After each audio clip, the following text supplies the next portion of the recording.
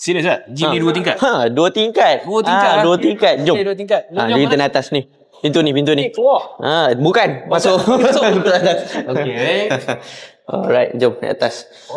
So gym ni 2 tingkat.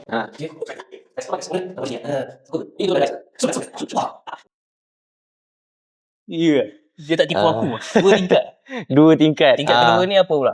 Okay, tingkat kedua ni, ni kalau nak pergi ke intermediate level, advanced punya level ataupun kegunaan barbell, dumbbell, plate loaded, semua dekat atas ni and lagi banyak mesin yang korang tak pernah jumpa dekat mana-mana gym. Ya lah.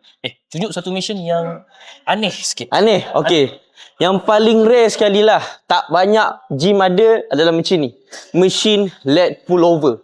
Yes. Usually kalau kita buat pullover kan guna kabel, betul tak?